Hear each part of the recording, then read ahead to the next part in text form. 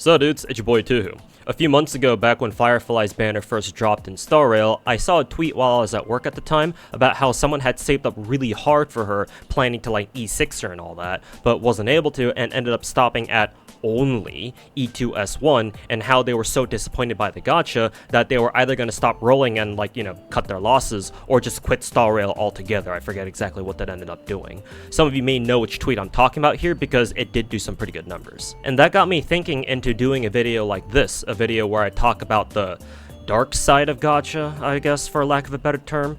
Seeing that I've got, 7 years of gacha experience under my belt, and I keep up with a dozen gacha games and counting, I'm probably one of the best content creators out there to even talk about this. That, and you certainly won't see anyone else talk about this shit themselves. And when I say the dark side of gacha games, I don't mean the usual shit like how, oh, gacha games are so predatory, right? Like, they're basically gambling. Like, I'm not talking about that moral shit, because it's easy for any content creator out there with two functional brain cells to rub together to make videos trashing the gambling nature of gacha games. What I'm trying to talk about here is more on the psychological side, as in what happens or what do you do when you roll in a gacha game and end up not getting what you want, or end up getting screwed over. Because you always see tweets from people flexing their best gacha pulls and showing off how lucky they got on so-and-so's banner, right? You always see streamers and content creators out there doing rolls and getting amazing fucking luck all the goddamn time, it seems like. Mina Aoyama's out here rolling signature light cones every other multi in Star Rail. Numi seemingly hits the 0.5% drop chance ship girl in Azure Lane every time a new event drops. Sorry, Jami. Slice's gacha pull videos have thumbnails that look like this, etc.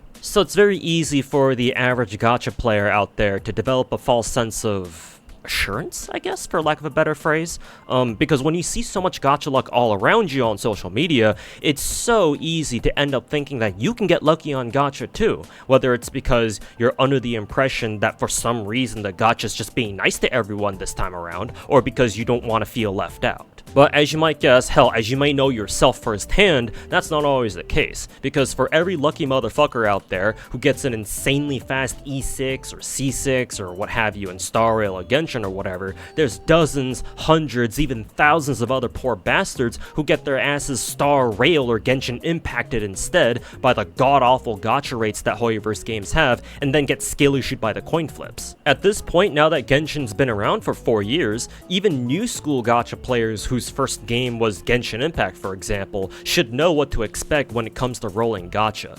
One banner, it can be really nice to you and give you everything you want reasonably or even insanely quickly, and the next banner, you lose all your 50/50s and get wrecked by double weapon pity. Thank God they're reducing that down to 1 next patch in 5.0, and that's a clean $200 or $300 down the goddamn drain right there. But getting fucked by the gacha like this is one thing, because most of the time when you roll for a new character in a gacha game, it's mainly because they're new, right? And you're rolling because of the hype surrounding them, or because they're a strong character, meta-wise, or simply because they've got huge tits and your dick's clicking on that 10 roll button for you. It's not, or usually not, because you really like this character enough to call them your waifu or your husbando or anything like that. But what happens when they are, right? What happens when a new gacha character comes out and holy shit, you really fucking like them, especially when they're a character that you've been waiting for a long time and they're finally here, and you get fucked rolling for them anyway. While it seems like everyone else on Twitter is getting the luckiest rolls you've seen on this side of the internet, and Mina's getting early 5 stars left and right,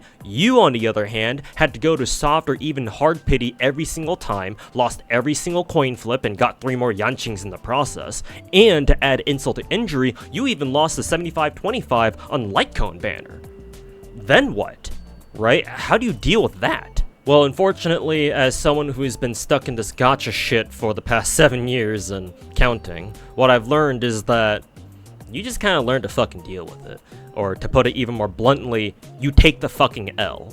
Because out here in the streets of gacha, it's either you get what you want or you drown in your salt, both your own and from the gacha. And when I say this, I don't mean to sound like I'm trying to make fun of anyone who gets fucked over by gacha, because you can bet your ass that I've been through some shit of my own too. For example, 1700 Saint Quartz for my first copy of Tamalancer, or in other words, over $800, over 1600 for my first copy of Skaha, over 4000 Sang quartz for both MP6 Merlin and Castoria individually, so 8,000 between the two of them, and those are just a few of the horror stories that I got, and they're just from FGO, which is, by the way, only one of the dozen gachas that I play. So, I'll admit, whenever I see Hoyoverse or other new school gacha players out there bitch about how unlucky they've gotten on a new banner, and it turns out they only got like an E2 S1 when they were expecting an E6 or something, a part of me just kind of sadistically laughs to myself, because I'm just sitting here like,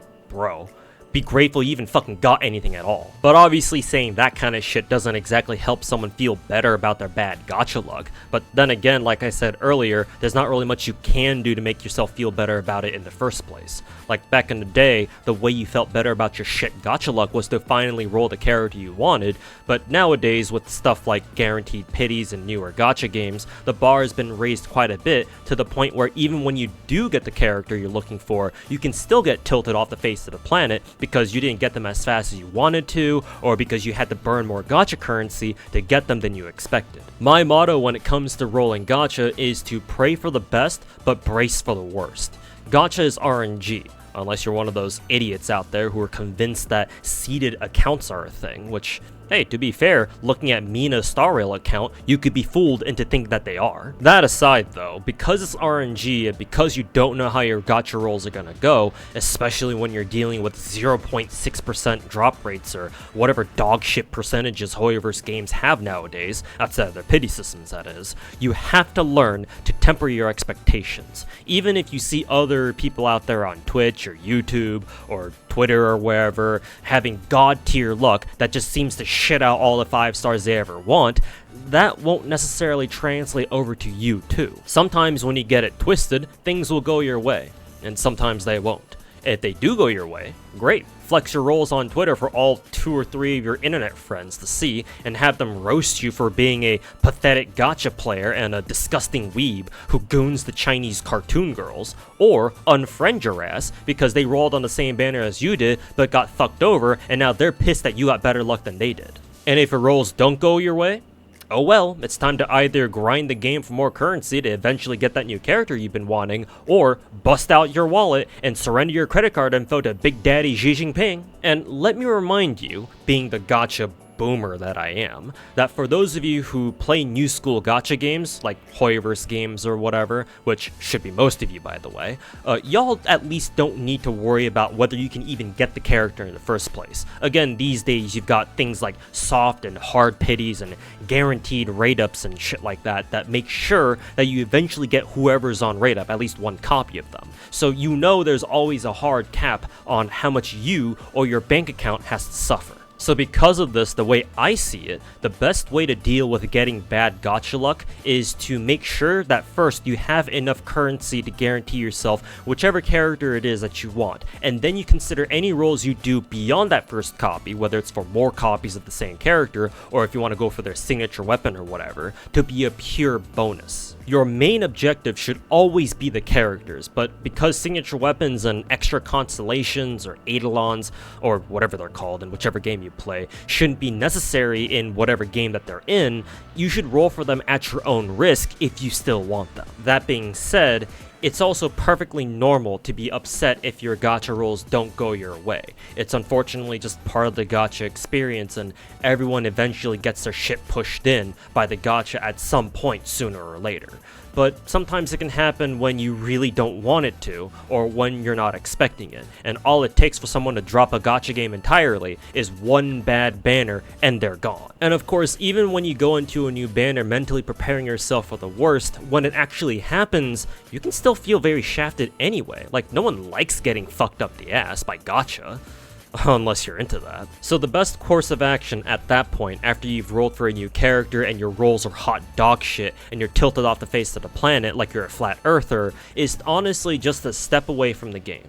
If you're so triggered by how badly you got shafted by your gacha pulls that even thinking about the game pisses you off, take a break from it and come back to it later. If you still want to do whatever event's going on, then sure, do those, but don't spend more time on the game than you need to.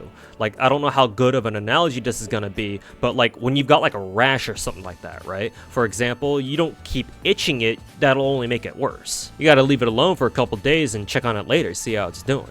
You'll probably want to put some ointment or something on that shit to make it heal or go away faster, sure, but the important thing is that you ignore it or at least try to ignore it, no matter how badly you want to itch it. It's roughly the same idea when it comes to dealing with gacha salt. Take a break from the game, come back to it later when you feel like you've gotten over your bad rolls. Yes, it sucks having shit luck on gacha. No, there's not really much you can do about it to get over it faster, besides what I've told you here, if you're not like a big fat fucking whale and you can just wipe your tears away with Benjamins that you can pull out of your ass. Oh, and obviously some people get over it faster than others. But the point is to be aware that things like this can happen, and it's important to know how to deal with them when they do.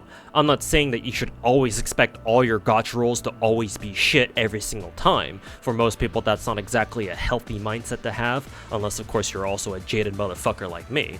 But if you plan to stick with gacha games for a long time, I think that knowing how to deal with gacha salt is an important part of the experience, and that goes for free-to-plays, whales, and everything else in between. And that's all for this video. Hope you guys have enjoyed listening to a more grounded aspect of gacha games that most other content creators just won't talk about, I don't think. If you did, make sure to like the video and subscribe for more gacha content. I've also got a Patreon, so check it out if you want to see your name show up at the end of these videos. And I dual stream to both YouTube and Twitch, twitch.tv/ToastSniper98. So stop by if you want to talk more about gachas in general. And all my socials are in the description as usual. Thanks for watching, be cool y'all, and I'll holla at you next time.